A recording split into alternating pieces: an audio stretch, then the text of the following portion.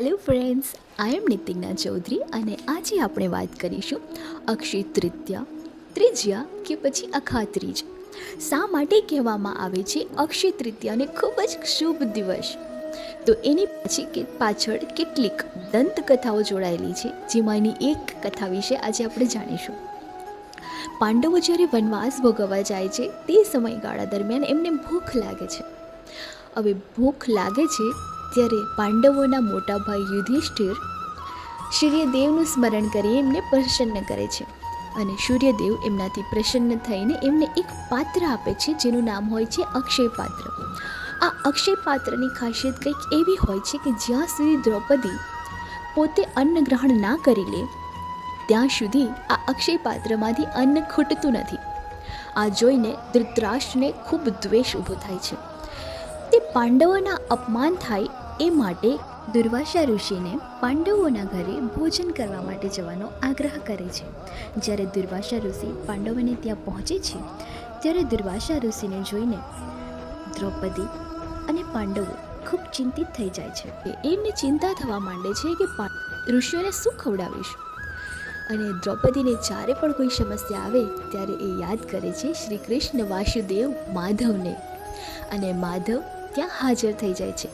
માધવને પોતાની સમસ્યા જ્યારે દ્રૌપદી જણાવે છે ત્યારે અક્ષય પાત્રમાં ફક્ત 3 દાણા ચોખાના બચેલા હોય છે. એ 3 દાણા હસતા હસતા શ્રી કૃષ્ણ ગ્રહણ કરી લે છે. અને જેવા શ્રી કૃષ્ણ એ 3 દાણા પોતે ગ્રહણ કરે છે કે આખું જગત, આખી સૃષ્ટિનો દરેક જીવ તૃપ્ત થઈ જાય છે. અને ઘરે આવેલા પેલા ઋષિમુનિઓ પણ ખૂબ તૃપ્ત થઈ ગયા હોય છે અને એટલે એમને કોઈ અન્ય ભોજન ગ્રહણ કરવાની કોઈ ઈચ્છા રહેતી નથી. અને આ રીતે મળે છે દ્રૌપદી અને પાંડવોને અક્ષય આશીર્વાદ. આ જ દિવસે એટલે કે વૈશાખ શુદ્ધ ત્રીજના દિવસે વિષ્ણુ ભગવાનના અવતાર એવા ભગવાન પરશુરામનો પણ જન્મદિવસ હોય છે.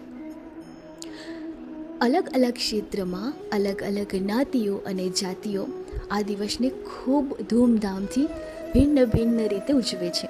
ખેડૂતો માટે આ દિવસ ખૂબ જ મહત્ત્વનો હોય છે.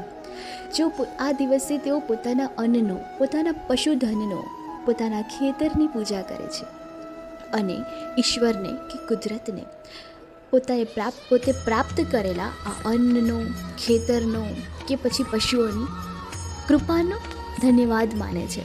આ જ દિવસથી ઘણા બધા લોકો એક નવી શરૂઆત કરે છે. માનવામાં આવે છે કે આજથી કરેલી દરેક શરૂઆત હંમેશા સફળતાના માર્ગે આગળ વધે છે. એવું પણ કહેવામાં આવે છે કે મહાભારત જેવા મહાકાવ્યની શરૂઆતનું લેખન પણ આજથી જ શરૂ થયું હતું, જેમાં વેદવ્યાસ વર્ણવે છે અને ભગવાન ગણપતિ એનું લેખન કરે છે.